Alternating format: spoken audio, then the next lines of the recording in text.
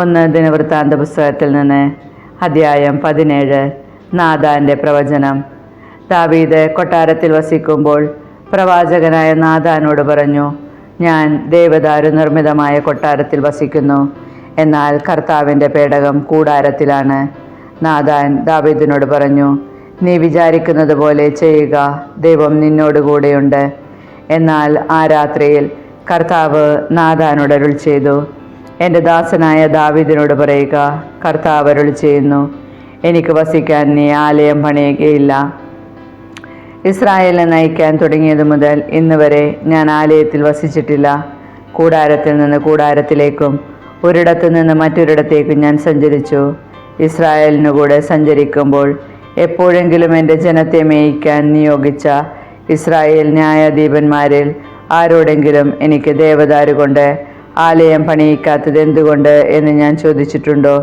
എൻ്റെ ദാസനായ ദാവീദിനോട് നീ പറയണം, സൈന്യങ്ങളുടെ കർത്താവ് അരുളി ചെയ്യുന്നു, ആടുമേയിച്ച് നടന്ന നിന്നെ എൻ്റെ ജനമായ ഇസ്രായേലിന് രാജാവായി ഞാൻ തിരഞ്ഞെടുത്തു.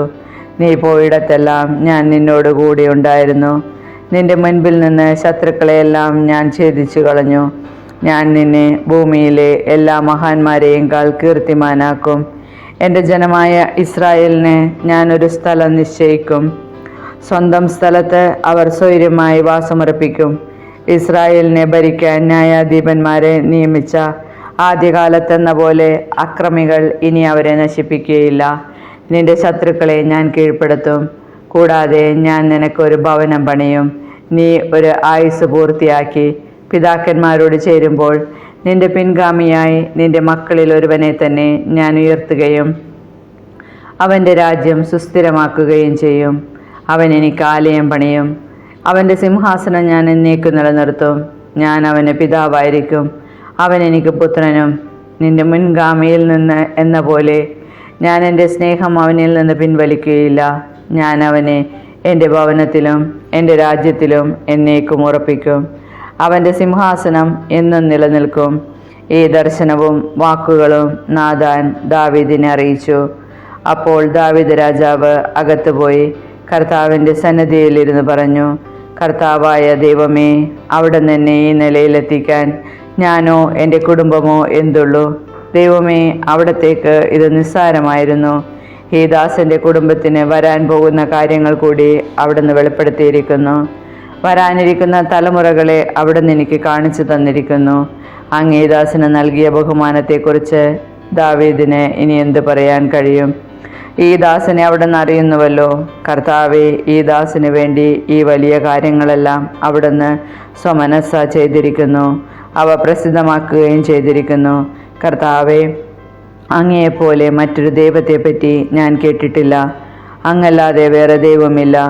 അവിടുത്തെ ജനമായ ഇസ്രായേലിനെ പോലെ ഭൂമിയിൽ വേറെ ഏതു ജനമുണ്ട്?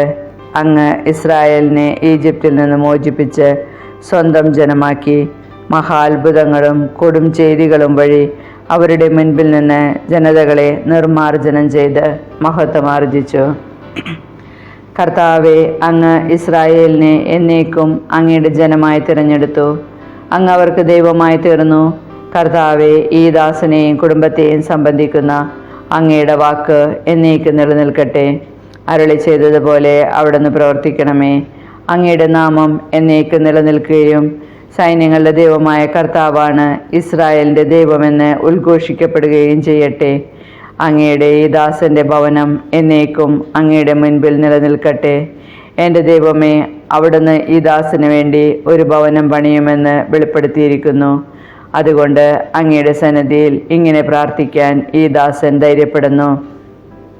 കർത്താവെ, അങ്ങാണ് ദൈവം. ഈ ദാസന് ഈ വലിയ നന്മകൾ അങ്ങ് വാഗ്ദാനം ചെയ്തിരിക്കുന്നു. ആകയാൽ അവിടുത്തെ ദാസൻ്റെ ഭവനത്തെ അനുഗ്രഹിക്കാൻ തിരുമനസ്സാകണമേ. അങ്ങനെ അത് എന്നും അവിടുത്തെ മുൻപിലായിരിക്കട്ടെ. എന്തെന്നാൽ കർത്താവെ, അങ്ങ് അനുഗ്രഹിച്ചത് എന്നേക്കും അനുഗ്രഹീതമായിരിക്കും.